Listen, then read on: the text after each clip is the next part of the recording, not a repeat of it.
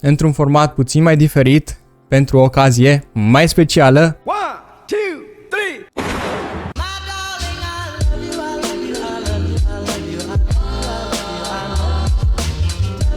3. În sfârșit a venit cardul Multiverse X, este aici, am pus mâna pe el, o să mergem să-l testăm la magazine să vedem ceea ce poate face. Dar până acolo, te salut și bine ai revenit. În acest videoclip, după cum ai văzut deja, am primit cardul, o să-ți dați câteva detalii foarte importante despre el și despre modul în care o să trebuiască să-l comanzi și tu când o să fie available pentru public, plus review-ul propriu-zis pe care o să-l facem testând acest card. Așadar, hai să începem.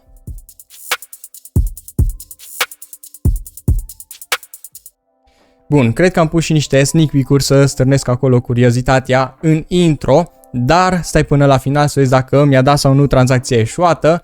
Până atunci, hai să zic câteva detalii tare importante de care ai nevoie, după cum ziceam și în intro. După cum vă mai ziceam și în alte videoclipuri și am tot repetat, cardul acesta nu este disponibil decât pentru un număr destul de limitat de persoane, întrucât încă se testează tehnologia, încă se testează cardurile, pentru că nu ai vrea ca să-ți comanzi cardul tu ca user final, să mergi cu el la magazin, să încerci să faci o plată la POS acolo și să-ți dea tranzacție eșuată, tranzacție nereușită. Deci, din acest motiv, anumite persoane, după cum vă ziceam și încă vă repet, au cardul, inclusiv eu, și mă bucur tare mult că am acest privilegiu să-l filmez, să vi-l prezint, să vă arăt cam cum este experiența de utilizare a lui, pentru că în momentul în care o să fie disponibil pentru un număr mare de oameni, să aveți și voi această posibilitate și să știți deja cum stau lucrurile. Până atunci, hai să vă mai arăt puțin cardul, pentru că l-ați văzut doar așa cam cum arată de aici de jos, dar facem și un close-up să se vadă mai bine. Destul de interesant, cred că o să mai pun și niște cadre cu el și din alte circumstanțe.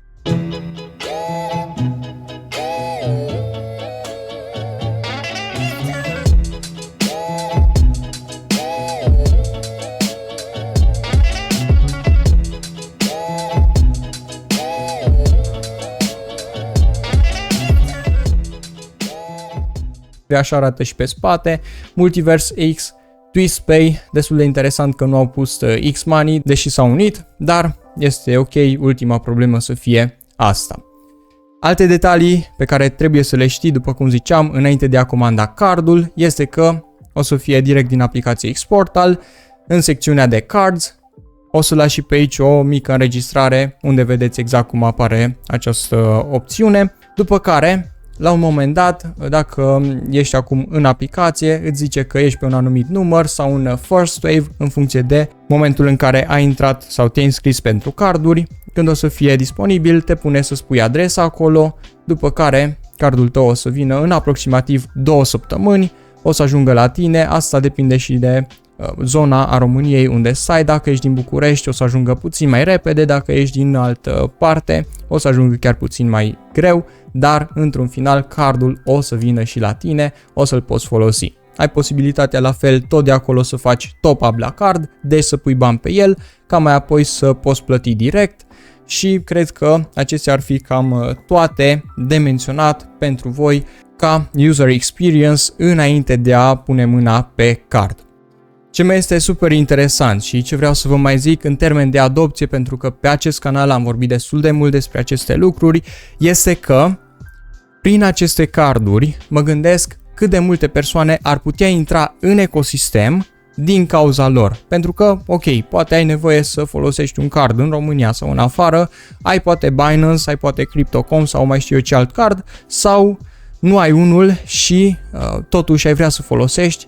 Dacă ești totuși în ecosistemul Multiverse X, nu vrei să ieși în afară, pentru că, din nou, sunt destul de multe persoane în ecosistem care nu vor să iasă, ai această nouă posibilitate, deci se deschid noi căi prin care oamenii să poată folosi tehnologia în așa mod încât să nu existe niciun lucru care să țină departe de ecosistem, pentru că ai aici toate posibilitățile să plătești direct dacă ai această dorință sau să faci mai știu eu ce altceva. Deci, în termen de adopție, cred că mulți ar putea intra din cauza acestor carduri, întrucât au încă ceva în plus care să folosească direct aici, fără să mai trebuiască să folosească alte căi. Cel mai probabil se poate adăuga și în Google Pay, să plătești direct cu telefonul, pui acolo datele cardului, odată ce le-ai activat, bineînțeles, pentru că ce mai este din nou de știut, la fel ca orice card, când o să-l primești, trebuie să îl introduci în aparat, pui PIN-ul, după care acesta devine contactless. Dar lucrurile acestea sunt exact la fel ca la orice card nou pe care îl primești. După care, cred că, după cum ziceam, cel mai probabil să poți să plătești direct cu telefonul, să nu mai iei cardul după tine, deși cel mai probabil o să-ți dorești să-l iei pentru că arată destul de interesant, destul de fain, mai ales că iese în evidență comparativ cu celelalte carduri pe care cel mai probabil le-ai mai văzut și le-ai mai folosit.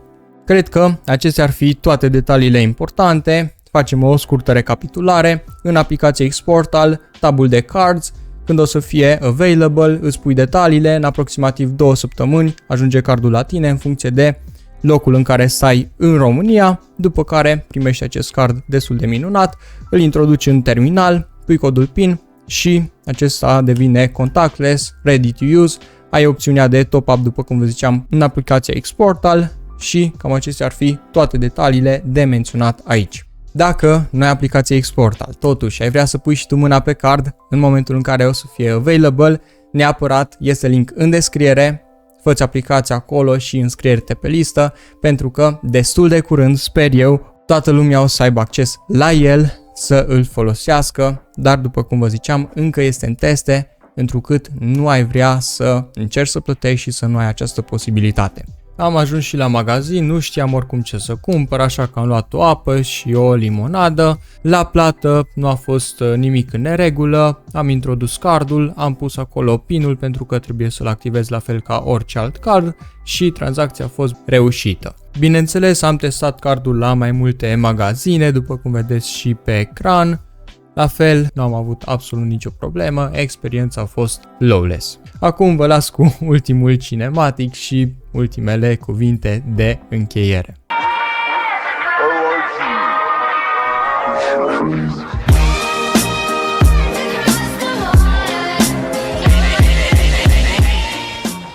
Ai văzut cum este cardul, ți-am prezentat și detaliile. Legenda spune că dacă o să lași like și comentariu la acest videoclip, o să ajungă și al tău mai repede. Așadar, acestea fiind spuse, mersi tare mult de vizionare, sper că te-am ajutat. Dacă am făcut-o, nu uita să lași un like și un comentariu, după cum îți ziceam, și noi ne vedem într-un videoclip viitor. Cele bune!